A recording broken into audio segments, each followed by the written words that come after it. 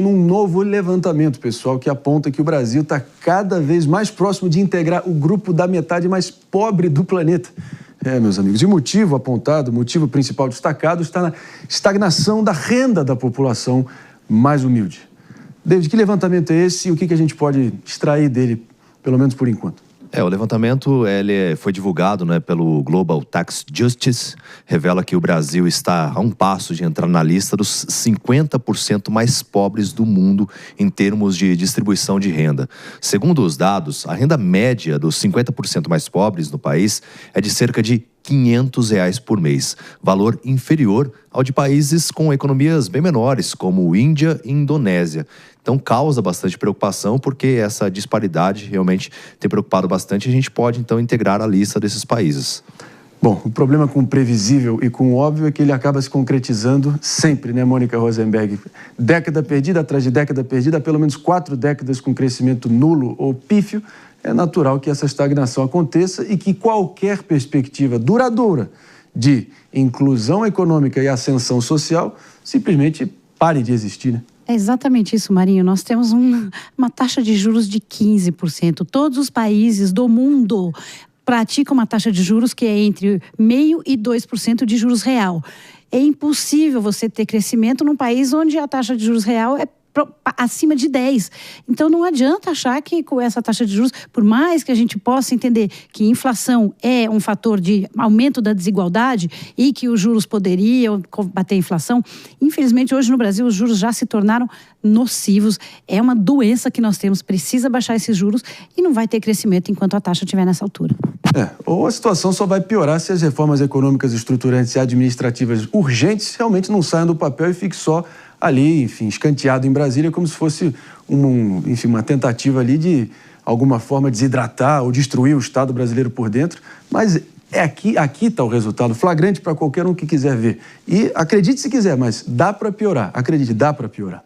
E um dos sintomas desse câncer econômico que o Brasil vem sendo assolado, de Peixoto, é o fato que a poupança, que é muito popular aqui no Brasil, um dos principais instrumentos financeiros aqui, queridos pela massa do povo brasileiro, quase 1/4 dos investidores brasileiros aplicaram nela.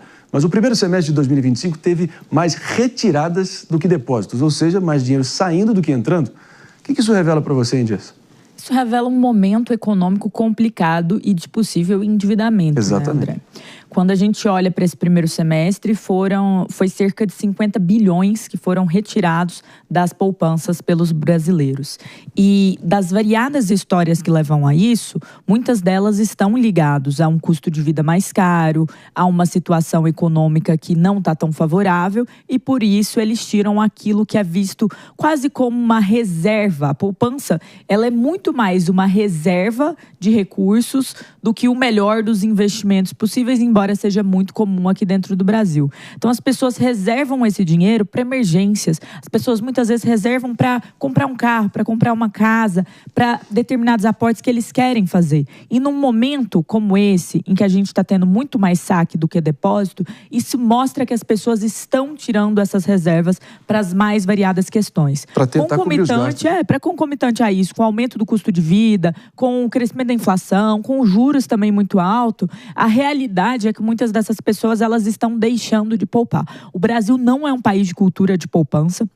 Quando a gente compara com países como, por exemplo, que tem isso culturalmente muito inserido, como a Alemanha, por exemplo, que tem uma cultura de poupança muito alta, o Brasil não tem essa cultura tão alta. Mas a realidade é que nesse primeiro semestre desse ano, isso se mostrou ainda mais drástico, porque as pessoas estão tirando dinheiro, as pessoas não estão fazendo os depósitos, as pessoas elas estão com essa dificuldade. O que explica isso? Na minha visão, o que explica isso é o endividamento, o custo de vida mais alto e as dificuldades que o momento de hoje está cobrando ao brasileiro. E tem a questão da taxa de juros alta, é que as pessoas saem da poupança para outros investimentos. E por que isso é um problema?